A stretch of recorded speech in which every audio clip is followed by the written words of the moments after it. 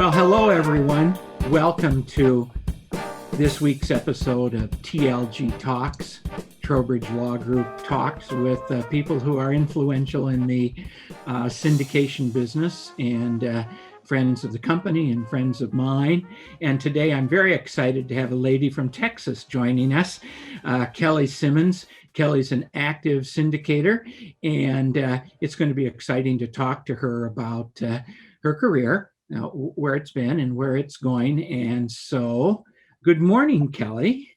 Good morning. Thank you for inviting me to your TLG Talks. You're welcome. You're welcome. Yes, we've had about 26 interviews so far, and I've interviewed people that, have done a lot of syndication. I've interviewed people who would never want to do a syndication, and that was an interesting interview. And I have a series of educational events I'm doing that are just for the rookies. You can't come if you've done a syndication. And in fact, the group that you're with down in Texas, I'm doing rookie camps exclusively for the aspiring leads.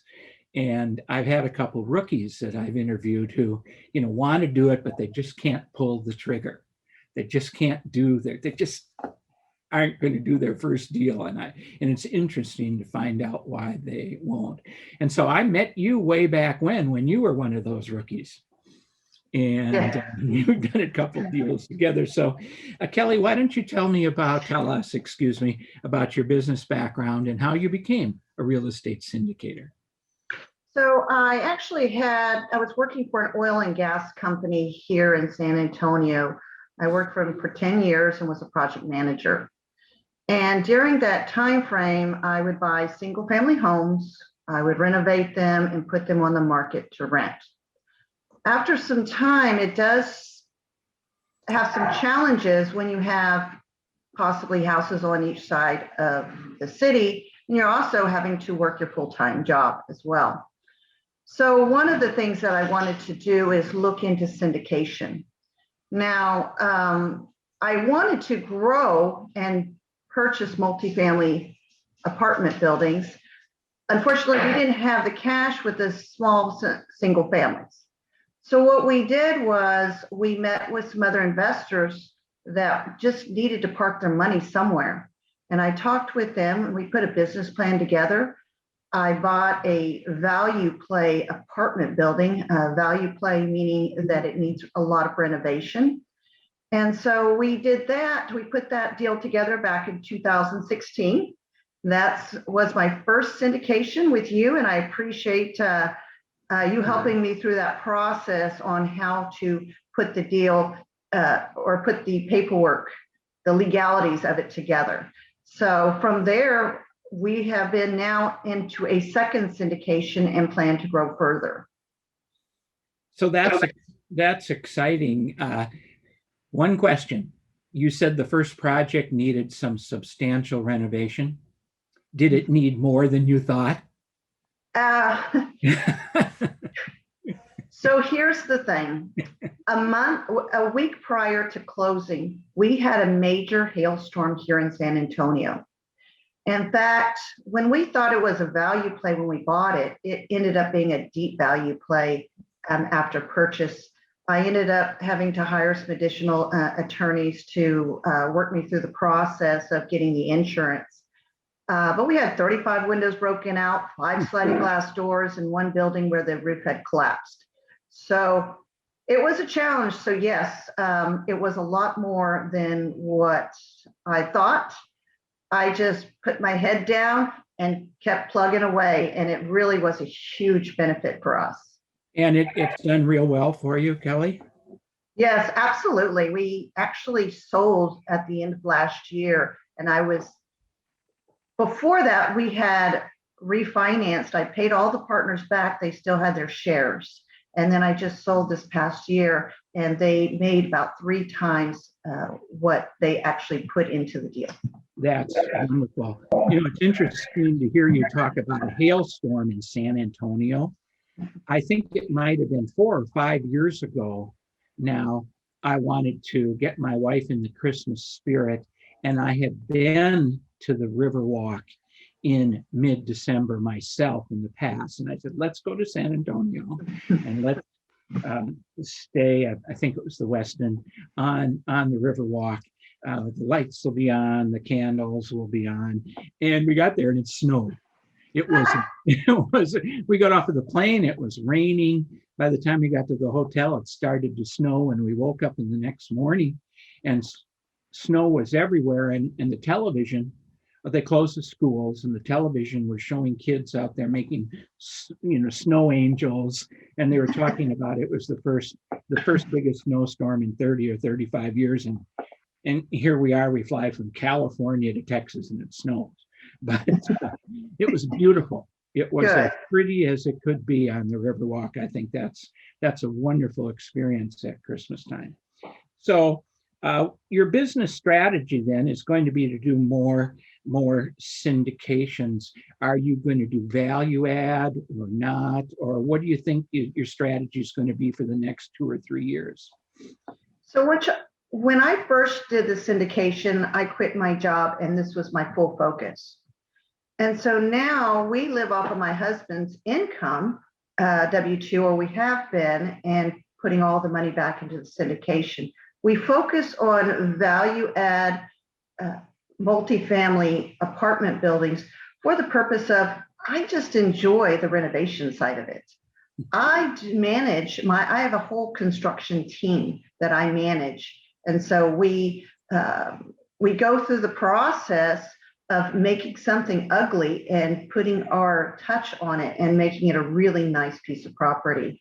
And just recently, my husband was able to leave his W-2 job and do what he wants to do.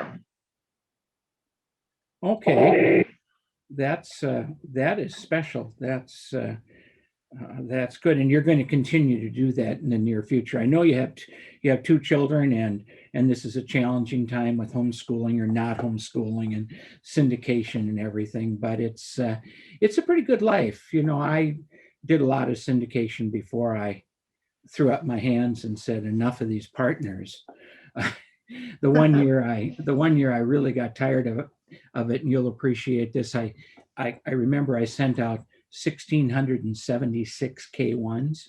Oh, wow. About 850 investors. And I went home and sat down at the kitchen table with my wife, where all the great decisions in life are made. I tell you, in my life, it's a kitchen table. And I said, I'm 45 years old, and I'm probably going to work till I'm 60 and then do something else. But I don't think I want to do this for the next 15 years, because I'm going to have to grow. I'm going to have to add more staff, more office space. This was just too hard. And back then, Kelley, there were no podiums, there were no back office companies that would help you do this. You just, I licked a lot of envelopes and a lot of stamps. So I said, well, for the next 15 years, I think I'll stay in the industry, but I'll go to law school. And I'll come out of law school and I'll be a syndication attorney. Well, that was 27 years ago. So I haven't chosen to retire. And Kay would say I'm not going to retire because I have no hobbies. I have nothing else to do but come out and sit in my office and work. And she's partially right about that. And I should correct that. So, but one of the things we're doing, Kelley, is we're doing a series of educational events every month, either on our own or for some other organizations I'm with. I do a 2-day, well, it's actually 3 hours one day and 3 hours the next day, training course for rookies. In order to qualify, you cannot have done a syndication. I hope you have some real estate experience, but that's not necessary. And basically what I do is I give in those 2 days the 1-day class. And I think Chip came to the 1-day class when I was doing it live a couple of years ago. For all of you who are listening, that's Kelley's husband. And so I do that for the people, and really concentrating on that right now toward my last days of years of syndicating. I want to mentor some more. I want to get some people in the business. So I'm very interested in your perspective, and what advice would you give to a rookie today, someone who wants to pull the trigger and be a syndicator? A lot has to do with getting organized. That is the one thing that I think is the most important, because when you're not organized, you can really mess up a lot of things. For myself, I've got to organize what my staff is doing. I've got to organize my construction crew. I've got to organize my investors and making sure that I'm communicating appropriately to them. And everybody, it's a different way of communicating. Whether I'm communicating with my investors, I'm talking from a different perspective. And then I change hats and I talk to my employees, and I change hats again and talk to my construction crew. So their communication and organization, to me, is the key to the success. So I would really stress that it's important. And if you don't have time to get organized, or you're not good at it, hire somebody that can help you along. So that's my analogy, or my 2 cents, to help somebody become successful in syndications. That's very good. So you've said two things that that I hear a lot. Number one, you didn't really come at it this way, but you found a property. You didn't have enough money to buy it yourself, so you looked for people who had money to park, and collectively you did it. Everyone talks about that. That's how I got into the syndication business. I was tired of doing the single family, just like you did. And in the Twin Cities, we have a big river running through the Twin Cities, just like you do in San Antonio. And so getting back and forth can be trouble. And then I know a little about you, and I know I talked to you about this when you started, because this is my number one issue is this is not a do-it-yourself job. You can't go into this just as Kelley. You just can't do this. You're already talking about, you've done 2 deals. You've got employees, you've got a construction crew. And I'm sure somewhere in the past I said to you, Kelley, but what if someone wants to invest with you and they say, Kelley, I've got the $50,000. I'm happy to invest with you. But what happens if something happens to you? And you had the solution, Chip. So we put together a manager LLC with the 2 of you. You're the boss. He's not, but he was the continuity. And when I talk to people, call me and say, will you look at this deal I'm thinking about investing in it. And I typically don't do that, because there's always some conflict in that. And sometimes it's a deal I wrote the paperwork on, and I'd hate to criticize myself. But anyhow, I say, well, I don't know about that, but I want you to ask 4 questions. Is there continuity in the manager? There isn't. Don't invest. Have they done this before? Okay, now, Kelley, you're doing your first deal. People are parking their money with you, and someone has had to say at that time, have you done this before? And you had real estate background, so you could tell them. And your first deal, I think you probably would say that the people who invested with you in your first deal had a relationship with you prior to you showing them a property. Yeah, absolutely. I would cultivate those relationships. I wanted them to understand my background. I came from a Dave Ramsey type mentality. Okay. So on the personal side, we've done the budgeting, we've done, getting out of debt, staying out of debt type of scenario. So I'm coming at it as, that's my strength, is staying within budget. And if we can't stay within budget, then we're going to have to pull out of this to remain in budget. So where can we pull from? And that, paired with me already doing renovations as single family of multiple projects at one time, this is mainly just it's multiple projects, but at least they're on the same location, and it's easier to manage my construction crew. I think that's good. I think that some rookies get too carried away that the product has to be absolutely spectacular for their first deal, and the splits have to be extremely generous to the investors, and the voting rights have to flow to the investors or they won't raise any money. And that's absolutely wrong, in my opinion. The first deal you do, the people are investing because of Kelley. Mm-hmm. You know, if the building was yellow or if the building was purple, it wouldn't make any difference. They're investing because of you. And rookies don't understand that.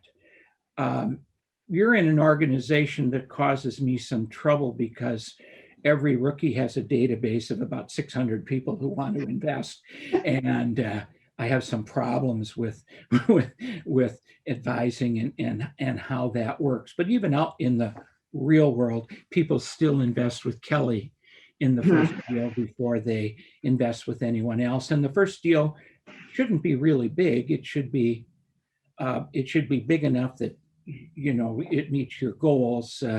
One of the people I interviewed said their first deal had to be big enough to afford professional management because they didn't want to be seen as someone who was managing it themselves. So they did, I think, 84 units. Okay, that's fine.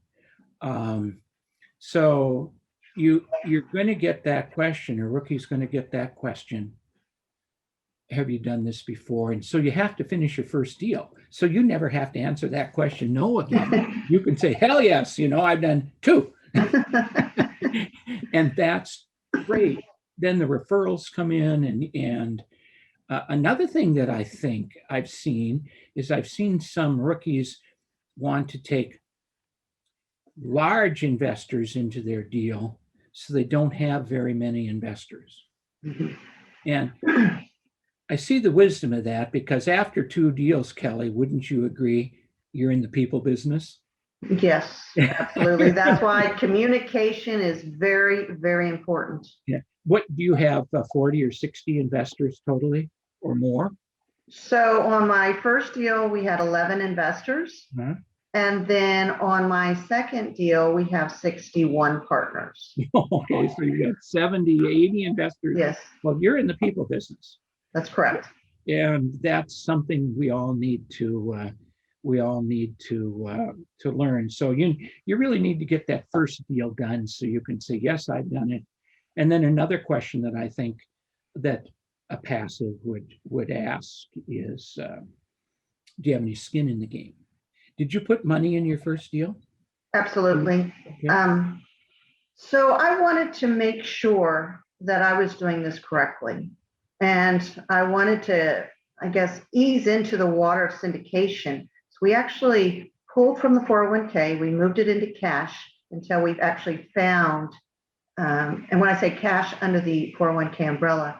And then when it was ready to pull the trigger, we moved that money from there, and we put 43% down into the apartment. Okay. Yes. Isn't that?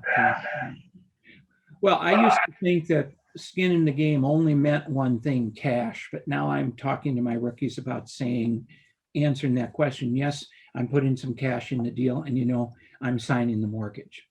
Mm-hmm. That's certainly something, isn't it? So I signed the mortgage. The other thing that I would say about rookies, you need to be on property. You need to understand the process, the business. You need to understand the struggles your employees go through. How do you help them become better people?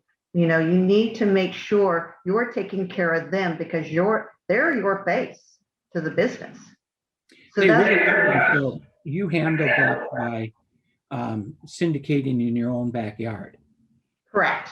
And I will not syndicate from another city. Mm-hmm. Number one, because we do value plays, and I'm, the renovations manager, if you want to call it that. I manage the whole construction crew. But even if I had a yield play, which just means that it makes money day one, pretty much. I still want to be there because it's important for the team to see you and let their concerns be heard. Over the phone, it's great, but to actually be on site and hear and understand their concerns is important. And the last question I felt passive is that they should ask if there's any liquidity provisions in the operating agreement if something happens to them, either voluntarily or involuntarily as a way. Is there a path to getting their money back? In your 70 or 80 investors now in the last 5 years, have you had an investor come to you with an issue where they needed their money back? No, I haven't. I have already put in the business plan, let them know this is a long-term investment so that it would make it very difficult to try to figure out, okay, what are their shares worth today versus when they bought it? It just opens up a can of worms. I set the expectation up front and let them know we're looking between a 3 and 8 year investment. So I'm not going to go beyond that. Your operating agreements in Article 12 and 13 have liquidity provisions all laid out in case that happens. We've had, since the beginning of this year already, we've had sponsors, syndicators contact us 3 times with investors who there's been a death because of COVID. So you can't plan on that. So how do you deal with that? And we have, and that's one of the things you would say if an investor asked you, is that we have we have an experienced attorney who drafts liquidity provisions, and we do the best we can. We've thought about it, and that's fine. In fact, it's almost so prevalent that next week I'm interviewing my trust attorney, my family law attorney, and I'm going to ask him these questions. What happens to units when a single person dies?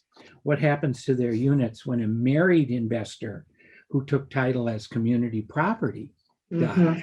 What about joint tenants with right of survival? Because the syndicators who are calling me, the sponsors of my clients, are trying to solve this themselves. They're trying to tell the investors what happens. And one syndicator was irate with me that I don't have a provision in the operating agreement that tells the investor where the shares are going to go when they die. And there are 15 different ways you can take title. Yes. And it's not our business, and we shouldn't. Neither you nor I should be giving them advice. They should go to, well, who drafted the family trust? They'll tell you where it goes. No, they're giving advice. So I think that's, and I've been doing this a long time, counting my own syndication experience and my legal experience. This is the one time that that's an issue. To say nothing of the one sponsor we had who died. And wow. He bought a mobile home park in Louisiana with about 700 spaces, and he was going to build another 400. And I said to him, you need continuity. So he picked a young person in his company and gave him 5% of the managing member LLC. And then he died. Wow. We didn't skip a beat. The young person kept right on going. Everything was fine. And now I'm having the same discussion with that young person who thinks he's sitting in the catbird seat because he's in total control of this. And I said, didn't you learn anything? Let's get someone else in there with you, another minority, in case something happens to you. So I think that's pretty important. Well, you say you're going to be looking for another value add property here as the year goes on? So what we need to do is we're stabilizing this property right now. And then once it gets stabilized, I usually coast for a couple months and relax and just kind of take some vacation time. And then when I get bored again, then that's when I decide I'm going to go out and do another syndication. And this next one, I'm going to get more of my kids involved with it because I want them to understand what syndication's about. I want to teach them about that. They don't have to do it, but I think it's important once we pass on that continuity within our family is that they'll be able to either take the business on or that they would be able to invest passively. That's so wonderful. One of the things I think is important is that, and you're in an organization that does this. I think the passive investors have a responsibility to learn a little bit about the asset class. I don't think they can expect Kelley to teach them all about real estate. You can teach them about your deal. But I think they bear some responsibility on their own. And you've heard this, you have to be a sophisticated investor. Well, I think that sophistication depends upon what the offering is. We did an offering last year of racehorses. You might be sophisticated in investing in a 32-unit apartment building, but what the hell do you know about the care and maintenance of racehorses? So I think sophistication changes with what the asset is. And I think the investors passives, and you're in an organization that teaches that. And I work with a number of organizations that teach their people about investing in multifamily, and then maybe they go on to be syndicators. I think that's very, very positive. So, well, this has been a great discussion. I'm going to let you get back to work, put your tool belt on, and your hammer and your hard hat, and go out there and fix something that needs fixing, and have a great day. Kelley Simmonds, if anyone wants to get a hold of you, they can, we have a website, right? Yeah, I have a website, sbktexas.com, or they can just email me at Simmonds, just look right there, how to spell Simmonds, 7@gmail.com. That would be great. And this is going to be put on YouTube when we get there. And so people will watch this, and people probably will reach out to you for some advice. Thank you very much for taking your time. And when we get traveling again, I hope to come back to San Antonio and say hi in person. Wow. Thank you for inviting me to your show. And I would love to take you out to dinner. It's always fabulous to talk to you. Well, that's wonderful. I'll do that. One thing I do, I eat. Thanks, Kelley. All right. You take care. Thank you.